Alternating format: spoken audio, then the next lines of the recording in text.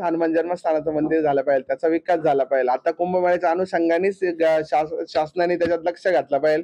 आमचं तर तेच म्हणणं आहे, मुख्यमंत्री, उपमुख्यमंत्री किंवा सेंट्रल गव्हर्नमेंट, आज सेंट्रल गव्हर्नमेंटच्या खूप सारे अधिकारी त्यांच्याकडून मदत झालेली, खूप सारे आता पीएमओ ऑफिसवरून आम्हाला जे जे म्हणजे हनुमान जन्मस्थानाच्या विकासासाठी पाठपुरावा, आता पीएमओ ऑफिसने जस्ट हे बघा, हे पत्र आहे, या पत्राच्या अनुषंगाने 2 मिनिटं, प्रधानमंत्री कार्यालयाकडूनच महाराष्ट्र शासनाला काम हनुमान जन्मस्थानाच्या विकासासाठी सांगितलेलं आहे, पण महाराष्ट्र गव्हर्नमेंटच दिरंगाई करतंय. त्याच अनुषंगाने आमचं म्हणणं आहे का मुख्यमंत्री, उपमुख्यमंत्र्यांनी लक्षात घालून लवकरात लवकर हनुमान जन्मस्थानाचा विकास झाला पाहिजे. असं काही तुम्ही सांगितलंय का? काही मंत्र्यांना भेटले का? लोकांनी तुम्ही काय उल्लेख केला? कोणासोबत चर्चा झाली? काय चर्चा? आम्ही खूप वेळेस मंत्रालयात गेलो. आम्ही त्यांना जे डॉक्युमेंट म्हणजे आम्हाला सांगितलं तर त्यांनी प्रस्ताव दाखल करा मुख्यमंत्र्यांकडे.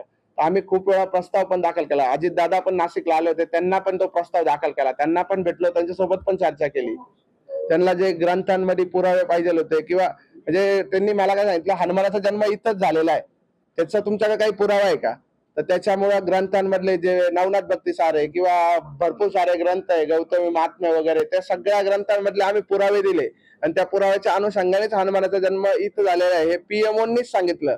पीएमओच्या पहिल्याच पत्रामध्ये दिलेलं आहे का हनुमानाचा जन्म जर का नाशिकमध्ये झालेला आहे तर तिथे डेव्हलपमेंट करण्यासाठी तुम्हाला प्रसाद स्कीम मध्ये घेण्यात आलेले आहे. आता प्रसाद स्कीम मध्ये तर मोठ्या मंदिरांना घेतलेले आहे, आपलं त्र्यंबकेश्वरचं मंदिर पण प्रसाद स्कीम मध्ये आहे, घुसणेश्वर, असे मोठे मोठे मंदिर प्रसाद स्कीम मध्ये, तर हनुमान जन्मस्थानाला पण प्रसाद स्कीम मध्ये घेतलेलं आहे. तर आमचं म्हणणं आहे प्रसाद स्कीम मध्ये घेतलं तर मुख्यमंत्र्यांनी लक्ष घालून त्याचा निर्णय घेतला. विरोध म्हणजे ऍक्च्युली आता एकच मिनिट, 2 मिनिटं,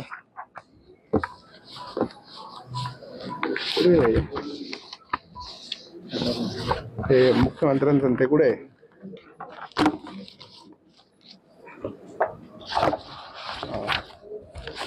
बघा, देवेंद्र फडणवीसांना आम्ही 20 विरोध तर नाही, आता सुद्धा विरोध नाही, राजकीय नाही, ऑलरेडी ग्रामपंचायतीमधली काही समाजकंटकांचा विरोध आहे, बाकी काहीच.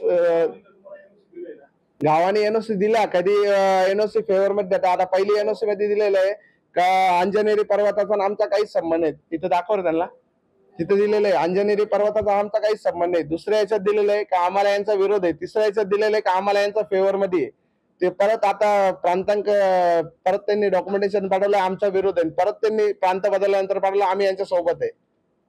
मग प्रत्येक वेळेस त्यांची भूमिका बदलतीये. आमचं म्हणणं भूमिकेवर ठाम राहायला पाहिजे आणि तिथं विकास होण्यासाठी फरक काय पडतो, आपण सगळे हिंदू लोक आहे, आपल्या सगळ्यांचा आराध्य दैवत आहे बजरंगबली, ऑलरेडी हनुमानाचं मंदिर झाल्याने फरक काय पडणार त्यांना? साहेब तो पण तुमचा प्रश्न लगेच सॉल्व्ह करतो, 2च मिनिटं. हे बघा, अंजनेरी गावाचे सरपंच आहे, त्यांना आम्ही ऑलरेडी आमच्या लेटर वरती दिलेलं आहे, हे घ्या, याच्यावरती दिलेलं आहे अंजनेरी गावातल्या लोकांनाच तिथं काम भेटणार, म्हणजे जे पण मंदिर बनणार ना त्या मंदिरामध्ये अंजनेरी गावाचे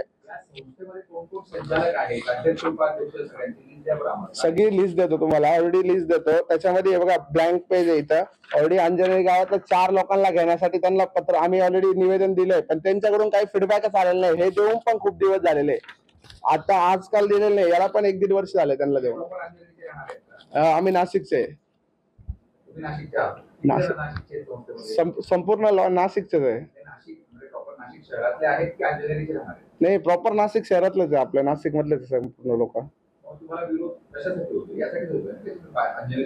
आम्ही तेच बोलतोय, आपण सगळे सोबतच येऊन काम करू, आम्ही घ्यायला कुठं नाही म्हणलोय, संपूर्ण लोकांनी आमच्या सोबत यावं. आम्ही त्यांना आज तुम्ही जसं बोलताय ना, त्यांनी उद्या बोलू, आम्ही त्यांच्या सोबत आहे, त्यांना ट्रस्ट मध्ये पण घेण्यासाठी रेडी आहे आणि काम करण्यासाठी पण रेडी आहे. हा, स्थानिक तर तिथं नाही, स्थानिकांना आम्ही सांगितलं होतं ऑलरेडी. अशोक बाबा होते तिथं, तुम्हाला माहित असणार अशोक बाबांना खूप वेळ जाऊन भेटलेलो आहे, त्यांना पण सांगितलेलं आहे का अशोक बाबा आपण एकत्र येऊन हनुमान जन्मस्थानाच्या विकासासाठी काम करू, तुम्ही तुमची ट्रस्ट द्या.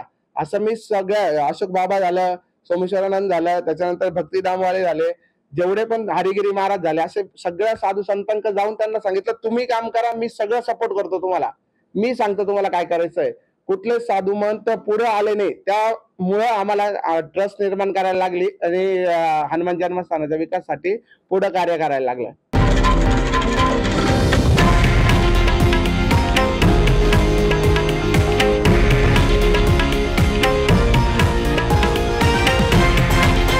हे आहे देशातील नंबर 1 न्यूज नेटवर्क आणि आपण पाहत आहात TV9 मराठी, एकमेव.